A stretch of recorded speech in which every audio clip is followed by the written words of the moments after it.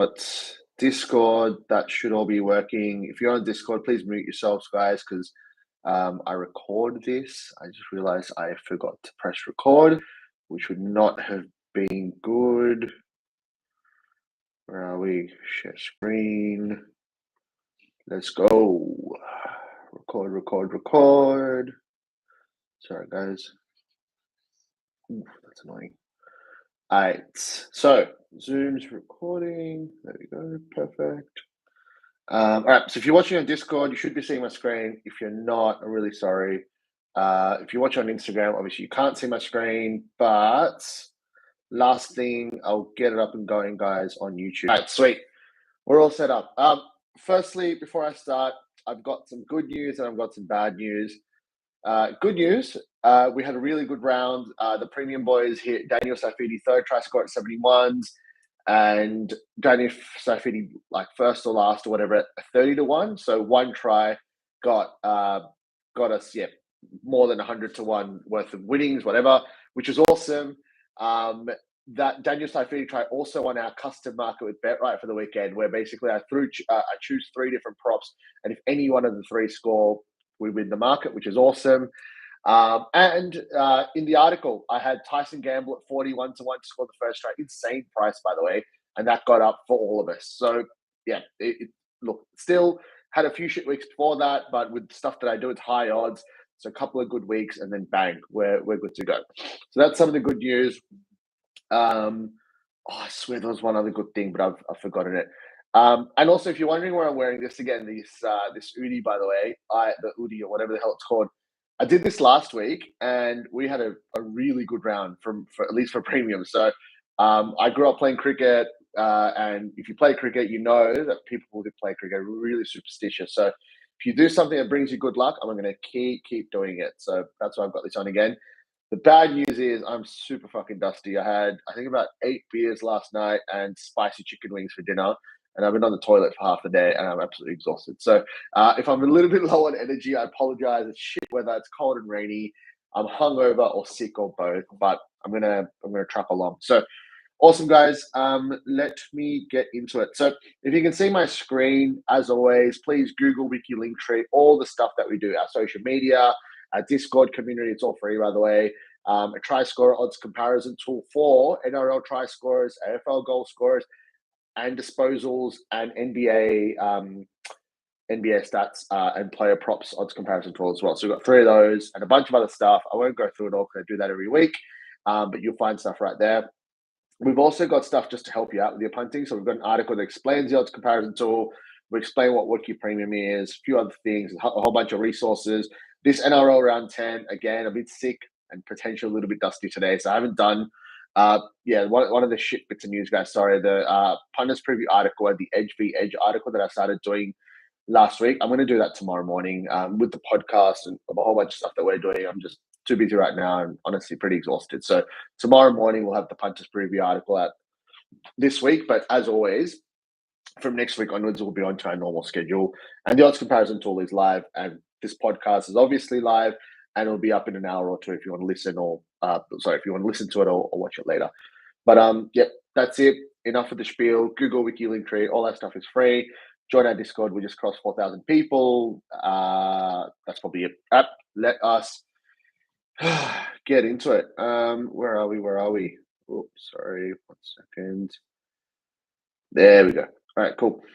Just before I get into the games, very quickly, so the try map. I know last week, SuperCoach Guns, who does the try map, he was busy. He wasn't able to do it. A lot of you were asking, where's the try map? It is out for round 10, which is this round. SuperCoach Guns. If you follow him on Twitter, on Insta, you'll always find it as soon as he posts it. I'll post it up as well, but obviously I want to help him out, and follow him directly. You can get his stuff there. NRL Fantasy Scout, which is what's his name on Discord? Young Sinatra on our Discord. He runs that Instagram, I think, with a couple of mates. Obviously, follow them directly. You can find some really good quality NRL fantasy content. And shout out to Kyle on our Discord, who runs the player performance tips premium stuff that he does himself. But he's obviously on our channel, and he helps us out with NRL Fantasy content as well. So thanks to the guys who were collabing with for the season. Also, I'm in talks NRL SuperCoach. I've been doing collab video content with him. And honestly, I'm pretty tired right now, so I can't remember everything else. But we do a whole bunch of stuff for NRL Fantasy, SuperCoach, punting. It's all there in the one place. 606. I've fluffed on for more than enough time. So as usual, guys, I'm going to get, I said straight into it, but it's like 5 minutes in. I'm now going to go through game by game and just have a quick look at the players and talk through some of the juicy odds that pop up, and also just talk through like my general read of the games while I do that. As always, I lock in my picks when I write the article. So yeah, these aren't official picks that I'm putting out there, but I do talk about the good prices that are there. Tyson Gamble, I remember, was one of them that I spoke about on the podcast last week, and obviously that was the big winner on in our free article. So let's get straight into NRL round 10. NRL round 10 was Magic Round last year, and we picked 5 huge odds winners. And that's the week that we broke TAB's tri-score pricing model. If you guys were around with Wicky, we literally hit so many winners at such good prices and then went viral on TikTok and stuff for a few weeks in a row. And it all came to a head in Magic Round. And TAB literally just went nuts and changed the whole tri-score pricing model. It sucks because we stopped getting those amazing prices, but it's a pretty cool achievement that we kind of like. Obviously, I didn't do that myself. I would have put like 20, 30, 40 bucks or whatever it is on tri-scores, but we all did that together. We got in there, smashed the bookies, and forced them to change their prices, which is a pretty cool achievement. So hopefully round 10 this year is just as good as it was last year for us. Let's get into round 10. Get into the first game, guys. It is the Dolphins v Manly. I will say, if you live in Sydney, you can see that it's dark, it's wet, it's miserable. That's beautiful for me. I want there to be more and more and more rain because that means more middle forward tries. And if you see a few picks on our article, the Premium Boys and I, we go hard, and a lot of it is on middle forwards. So if we do well in the article, it probably means that the Premium Boys have done really well. And one thing I forgot to say, the one main bloody thing I was meant to cover off. So the premium stuff, it's really good value, and we've done really well over a long period of time. But we had 6 weeks of some bad luck and whatever. Value doesn't always pay off, right? Anyway, so before last round, we're sitting at minus 28%, which sounds horrible. One good week, and I'm not going to say it was amazing, but good week. We had Daniel Safidi and Gamble, and we're already at minus 18%. So we've gone up 10% positive in 1 week. Hopefully, we get a bumper week this week, and we're close to break even. And I'm sure we're going to smash it throughout the Origin period. All right, enough fluff, guys. For someone who is a bit dusty, I'm already talking too much. So for the first game, Dolphins v Manly, one of the only games this weekend that's not going to be heavily rain affected, most likely. I look at the anytime tri-scorer prices. Ewan Aitken, $5.10, looks all right on Sportsbet. Dabble's got Garrick at $2.85, which seems like a pretty good price as well. Our models got him at around $2.35. And yeah, like he seems pretty clear, decent price. And Waddell, he's looked pretty good this season. He's $5.70 on Sportsbet.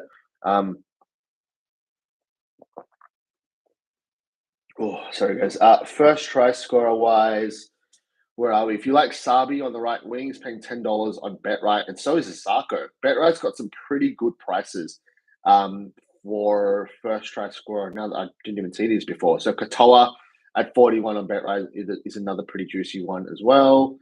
Looking at market value, so you got so we added this, by the way, guys. So you can look at just starters. So if you look at first try scorer markets on our free, this is the free one, right? The free odds comparison tool. You can see that you can just pick starters only when you're looking at specific games, and that way it doesn't show benchies for first try scorer. So, BetR's got a couple of decent prices, including Waddell at 34s, which stands out. And where are we? In terms of the middles, so this game is up in, it's a Dolphins home game, so Redcliffe, I believe, and it might rain a little bit, or maybe it's at Suncorp, one of the two. I don't think it's meant to be raining a lot there. Paseka at 61s is decent. I would actually love to hit Aloi. So he's 58 on Top Sport. And yeah, Nakul's at 51s. You guys know, I think I've personally won huge money off Nakul's 4 different times. And I think 3 of those have been when I've tipped it I think we hit him once in 2022, I'm going to say. I tipped him at 101s early to mid 2022, I think it was. I've definitely tipped him once last year, and I've definitely tipped him once this year. Anyways, long story short, love Mark Nichols. He's won a lot of money for me and us over the years. And they're 51s with, I say it every week, Marshall King is a great hooker for putting middle forwards over. Yeah, and I love all things Mark Nichols. So he's 51s on 365 double and bet R, by the way. He did get benched, the bloody prick, last week. So hopefully that doesn't happen again.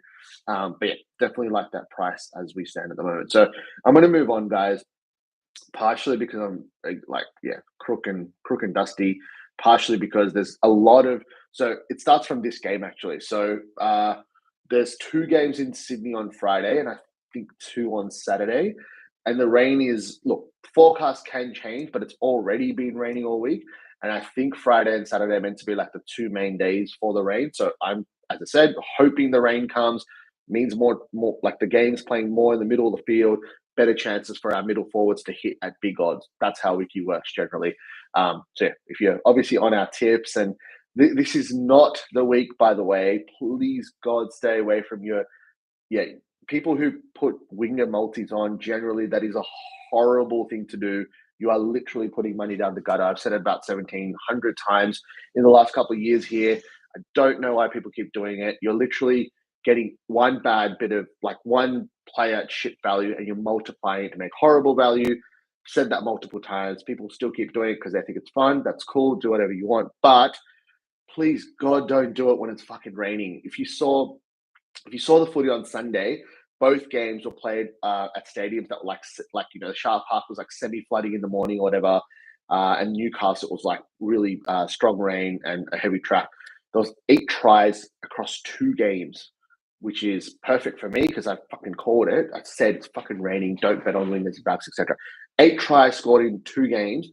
5 of them were middle forwards, and your boy Mulatalo, Katoa, neither of them scored. What was the other game? DWZ, he did come close, to be fair, but he didn't score either. So yeah, just do not put winger multis when it's fucking belting down rain and it's a heavy track. Horrible thing to do. If you have like one winger and you really like him and you're putting a first try score bet on him and stuff, I get that, and that's okay. Because look, it doesn't mean that it's impossible to have winger tries, but when you put multis on, it is horrible value and you're pissing away your money, especially winger multis in the fucking rain. I'll stop there. It pisses me off. But anyways, all right. Panthers, Dogs. So I don't understand why the line's so big for this game. There's meant to be like 20 to 30 millimeters of rain for this game. It's a lot of the Dogs players used to play for the Panthers, and they've actually been playing quite well. Obviously, the Panthers are a gun outfit. They're putting most teams away, and they should win. I just don't get why. This Dogs team looks like it's like the perfect recipe for maybe not an upset, but at least like a Panthers 1-12 kind of game. And I absolutely love the high odds try scorers for this one. So the premium boys got these guys at noticeably higher odds yesterday, but someone like a Josh Curran at 81s is a decent price. He scored an awesome try last week, actually, up against Tigers, where I forgot who kicked it, but there was a kick and he chased it and then just like got his left hand on the ball. And like he was sprinting, beat other Tigers players, and literally balls like close to the ground, and he plants it with his left hand, like one-handed, just scored a try. Like pretty impressive for a bloody middle forward. So, anyways, like him for 81s, FTS, LTS. Drew Hutchison, I wouldn't say he's like the strongest first grade player, but he's a strong runner of the ball. He doesn't always do it, but he got a left foot step, and pretty impressive ball runner generally. And I think when he does choose to run, you just need like one try to go your way with first try score market. So that's why I like the juicy first try bets for the outsider in a rain effect game. Absolute gold. Absolutely love that. Reed Money at 67 is another example of someone that I'll probably look at later. All right, Eels Broncos, same thing, guys. Games being played in Parramatta. Both teams are missing their couple of key guys. So Broncos are missing Adam Reynolds, and Jesse Arthur, I guess, isn't a key player, but it's an outside back. I think there's one more I'm maybe missing. And the Eels are obviously missing Moses, but they're also missing Gutho. So this should be actually an interesting game as well. I think it will be hard for the Eels with no Moses and no Gutho. But I think, again, going to be played in on a heavy track with a lot of rain probably throughout the game as well. I think another one where, you don't want to think, oh, yeah, Broncos, Reece Walsh and stuff like that. Yeah, okay, fine. He might actually end up scoring. But what I'm saying is, keep an open mind with this game. It's in Parramatta, so it's an away game for the Broncos. Broncos are missing Adam Reynolds. And Para, they do have a really strong pack that I think can actually rival the Broncos. I don't think it'll be one-way traffic, so just look out for that. Price-wise, 365 has Wicky 29s. I think he scored the first try last week. Obviously, Reynolds is missing, and they've got a rookie in the halves, but decent price for sure. And aside from that, let's have a look at the high odds stuff. So, if Junior Paulo starts, I like the 71s on BetRight and TopSport, but all year the coach has been mucking around with that and not naming him or naming to start and then benching him. Tech-wise, guys, I hope. Oops, sorry. Sorry. Tech-wise, I hope that. Sorry, not tech-wise. Team-wise, I hope that it stays that way. And if he does, I do like that. RCG, Campbell Gillard around 67, decent as well. I'm hoping he kind of creeps up towards 81s. But as I said, I'm not even going to look at any time try scorers for the Panthers game and for the Eels game. It should be on a track that's going to rain all week and raining throughout the game. So, yeah. Next game, Tigers, Newcastle. This game's in Tamworth, I think, where it's also meant to be raining. I'm pretty sure that's right. So, where are we? These prices are crap. God damn it. Okay. So, Jacob Saifiti's back. Daniel Saifiti, he scored a try for us and won us two bet at 71 and 29, I think it was. So, literally 100 to 1 between those two with the same try at the end of the game, which is gold. So, thank you, Daniel Saifiti. If Jacob gets benched last minute, I'm just a little bit nervous with the team changes. So I don't want to talk about him. Big boy Stefano is paying 41s, which honestly is a little bit short. But if Uppy's back for sure, and he has been named from memory, he has been named. So if Uppy's back, he's great at putting middle forwards over. He had a perfect soft pass to put Stefano over for the second try a couple of weeks ago. But if Uppy's back, I actually still would maybe tip Stefano, even if he's only 41s. But I'd love to see a 51s or even a 46s come game day. But hard to read too much into this game, to be honest, because with Tigers and Knights, the Tigers are missing Caesar. They're missing one or two other players, and the Knights are obviously missing Kalen Ponga. So, a bit of an awkward game, to be honest, between two teams who honestly don't have a lot to play for this season. With the Knights with no Ponga, I just don't see them making the 8. But anyways, Dragons, Rabbitohs. So this game is really, really interesting. So I think the media has just everyone's so overwhelmed with the Rabbitohs sacked their coach and they're shit. They're going to be shit forever, etc., etc. Someone is sending me a request to be in your live video. I don't know what that means, but I'm not so good with Instagram. So sorry, man. I'm not going to accept that. I don't know what that means. Anyways, long story short, the Dragons have had a couple of, what do they do? They competed well against the Sharks in the wet. They lost 20-10. They did compete with a very good team in the wet, and this game is likely to be in the wet again. But I just don't it's pretty much a 50-50 game. Latrell Mitchell's back, Cody Walker, Jack Wyden, their forward pack's got a few decent players.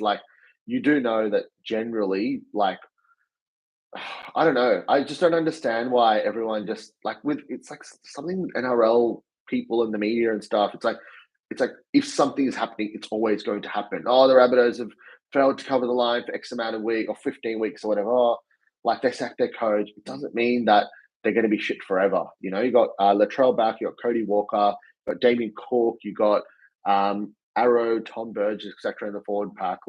They should be fine. The Dragons are also a decent team.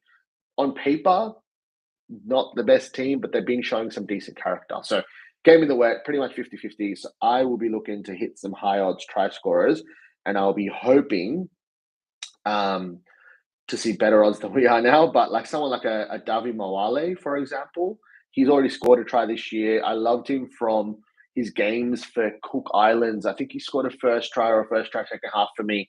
I don't know if I tipped that, but at some point, David Mawale's won me some money for Cook Islands, maybe the last try, whatever it was.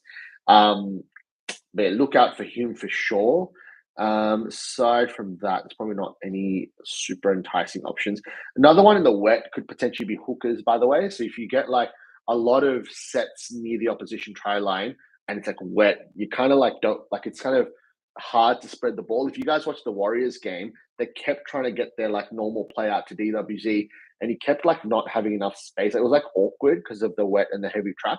So yeah, hookers could be another one where it's like, you try a couple of sets in a row and just nothing's happening. Your attack is just not flowing. And then like a Cook or a Little just goes from dummy half. That's like the kind of thing that I'll be trying to hit up with the tips. This game should be awesome. So Storm and Sharks. So this game, you got, who is it? We've got Pappenhausen, unfortunately hurt himself again. He's out for about 6 weeks. And Hughes, sorry, Jerome Hughes. He twinged his calf apparently like 20 minutes into the game, heard a pop, played out the game because had a couple other injuries. Faolongo, the fucking gun rookie, has been named for now, but be wary that he's also was injured last game. He may not end up playing. There might be some movements in that. I know a few of the boys on the value punting channel and the community tips channel hit up Sharks plus 6.5, which I thought was an incredible bet. I just don't have the bankroll to to go huge on that stuff at the moment. But I thought that was a great bet, and now it's like plus 2.5 or whatever, I think. And I realistically think, like, I get that it's in Melbourne, and I get that Kamika is on the extended bench and whatever. But the Sharks have a stacked pack. They miss Rudolph, and they get Royce Hunt back, who's been really strong in the last year or two. Hazelton is, oh my God. I'm going to very quickly chuck in a humble brag. That's not going to be so humble. But in my punters preview article, like early to mid last year, if you remember, I talked about this bench prop from the Sharks, Tom Hazelton, really like his running style. Since then, he scored almost as many tries as Adam Fanor-Blake. They've been the two. And I also tipped Adam Fanor-Blake at like 101s or whatever before he became a try-scoring prop at the Warriors in like round 2 or something last year. So that's what I do. Like, I'm trying to find middle forwards before they become fucking Tom Hazelton and Adam Fanor-Blake as they are now, because now they're paying like fucking $25, $30 for first try score, and there's no bloody point. The value's gone. I'm trying to find them when they're no namers, and they're paying 51, 67, 81, whatever. And then even a couple of wins, like Mark Nichols. I won bet on him at like 101 in 2020 at the pub with my friends, I'm pretty sure. And obviously now everyone knows that he's like a great try scorer. So anyways, back to the point. So I think this game, Sharks have a stacked pack. They are missing Trindle. It will mean that Hines gets more time on ball. But the, what was I going to say? The Storm are missing Hughes and Pappenhausen, and maybe not even Faolongo is going to be playing, which for me means that the Sharks have the more stacked forward pack and a better overall backline, I would say. Whereas the Storm, it's like, can Munster and Grant win them the game? Like, pretty much, that's how I take this game. I reckon it's going to be pretty close to 50-50.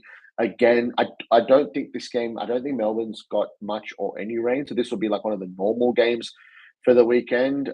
King and Welsh, sort of in the early 70s, kind of stand out as like potential try scorer value. But the Sharks, oh my God, the Sharks scored with McInnes and Hazelton, I think 2 weeks ago. And last week they had Oregon Kafusi score the first try and Hazelton score the second try, and Talakai scored a try in the middle. So that's like 5 middle forward tries for the Sharks I can remember in just the last 2 weeks. And the Storm are one of those teams where if Cammy doesn't play, they don't actually have the strongest middle forward, like the strongest pack. They've got Welsh, they've got Liero, Nas, Josh King. So like they're decent. I'm not saying they're bad, but yeah, watch out for the Sharks middle forwards. And in saying that, Oregon Kafusi scored the first try last week, and he's paying 67 for first try on BetRight 365. Toppy McInnes is paying 451.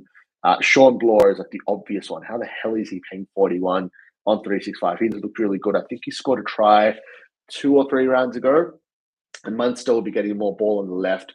than Hughes because he's not there. Whoever is playing on the right, Tyron Wishart or whoever else on the right. So watch out for that as well. Definitely like that price.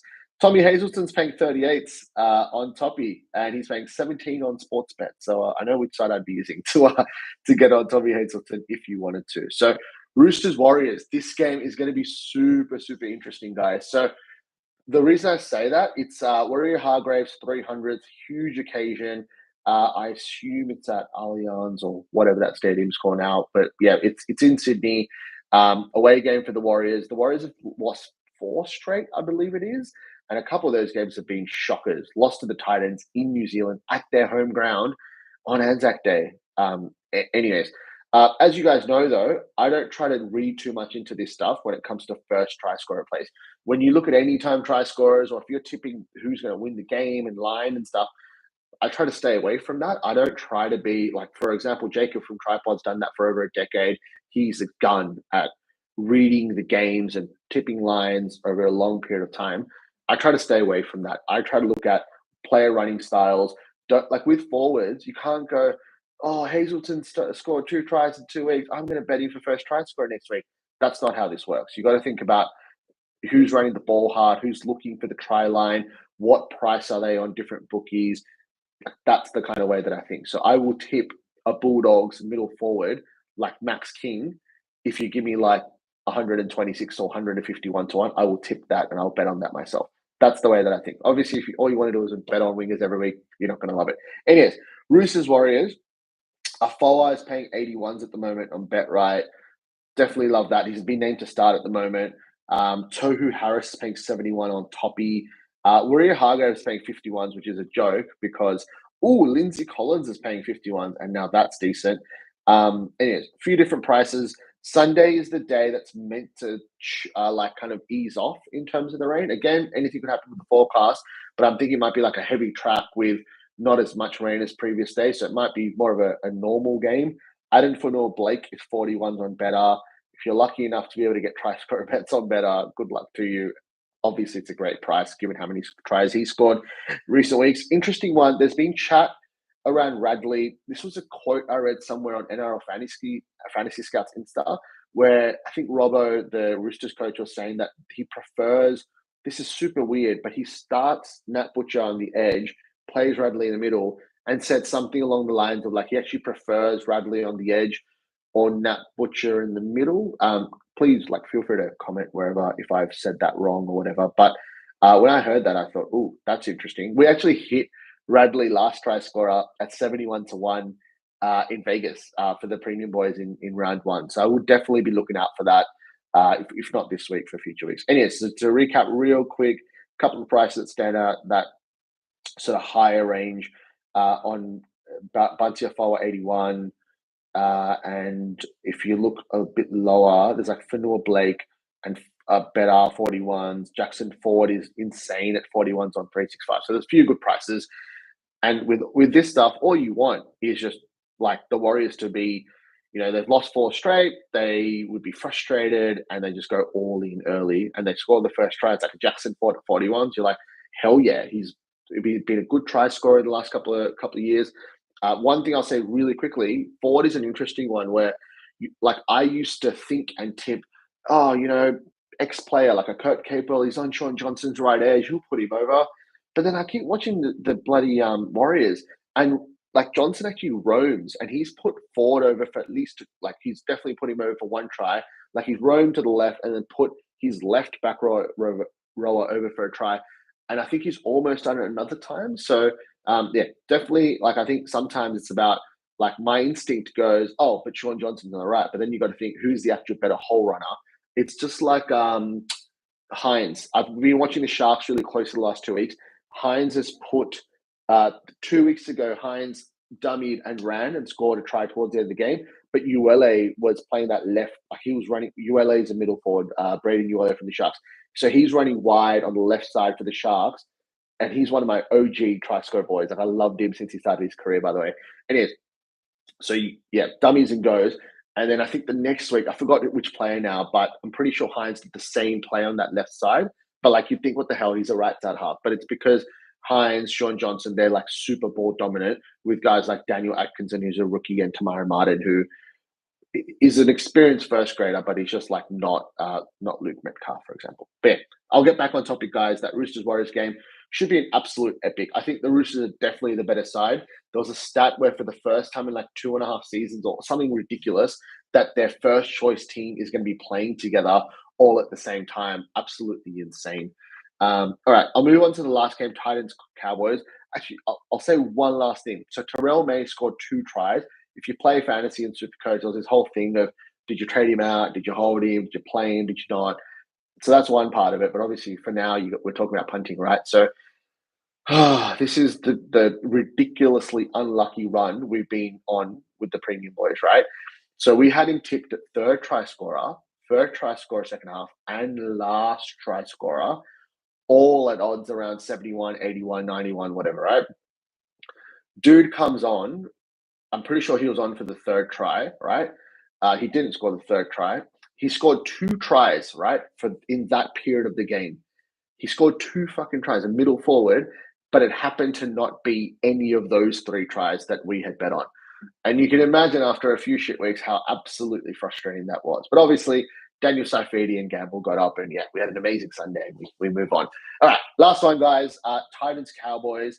I think this is one of the other games that shouldn't be massively rain affected. It may be rain affected, but it won't be as bad as the games in Sydney. This should be an awesome game because the Titans have been playing better than most people would have expected.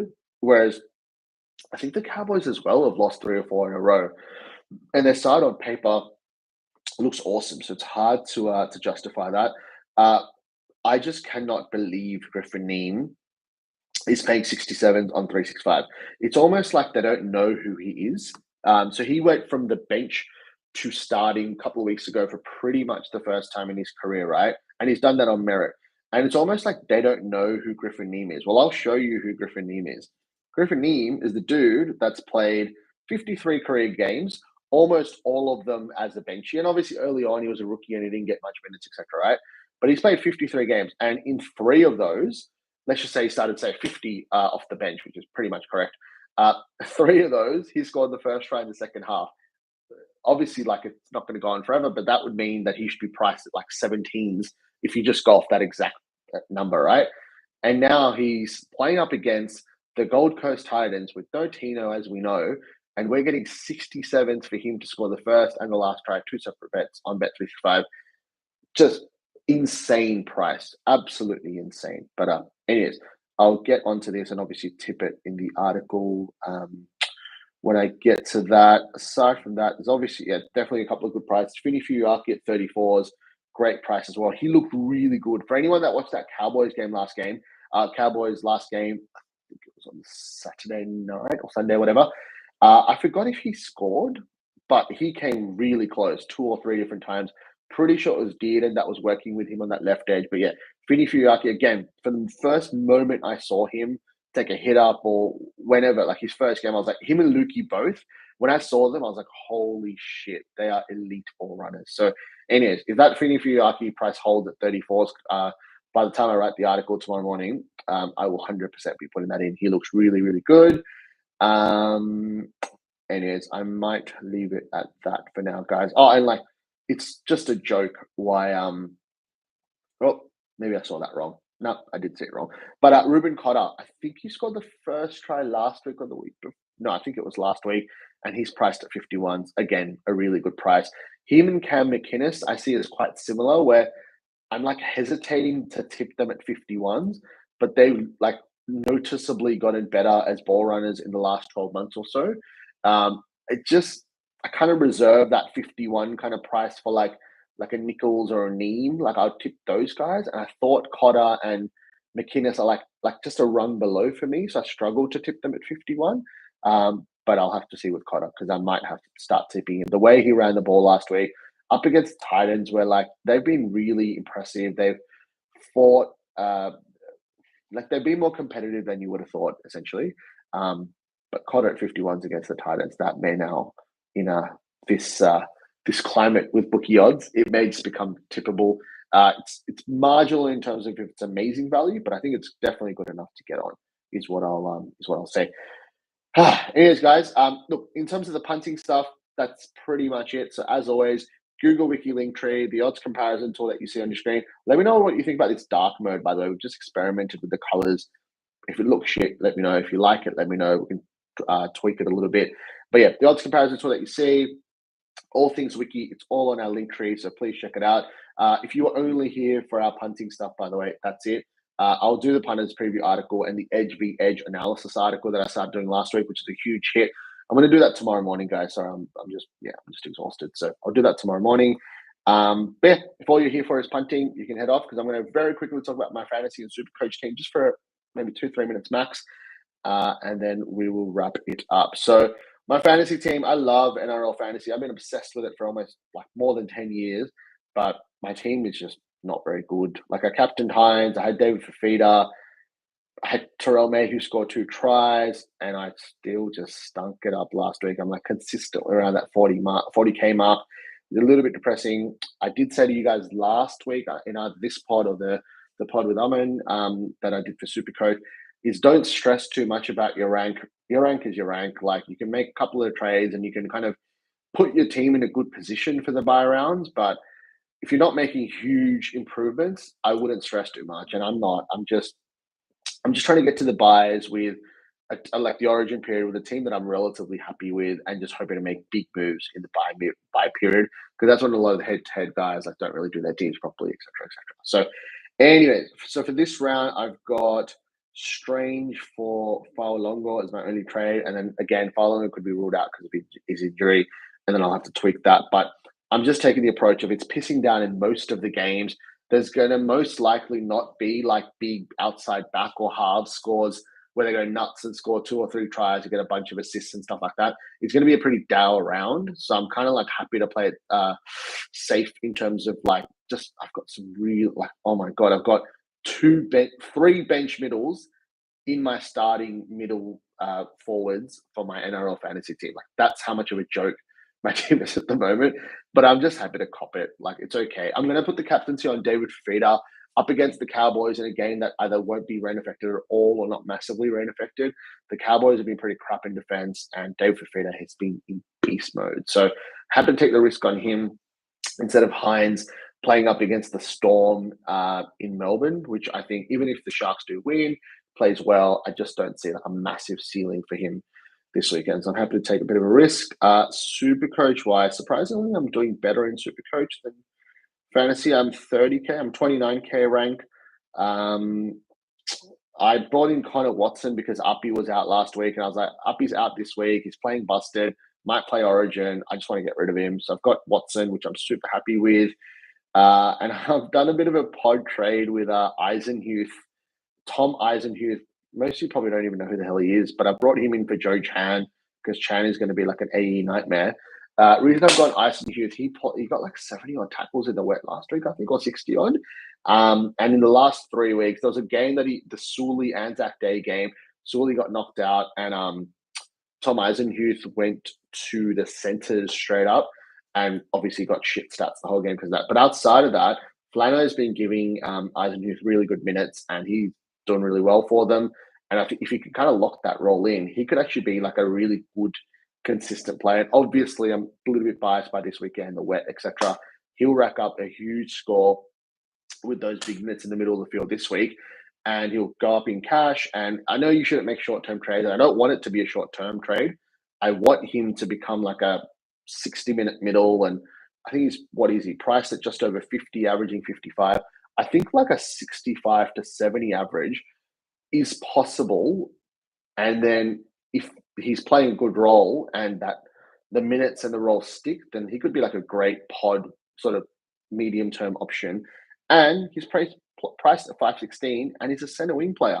So in a week or two, when I want to piss off like an Iro or a Schiller or a Tungo, whoever, I just move Eisenhuth there, lock in like a safe center wing player, and then I can kind of like go for some upside in second row potentially. But yeah, that is what I'm doing with my SuperCoach team. Oh, and I'm bringing in Brimson from the Gold Coast. So I'm a bit annoyed about this.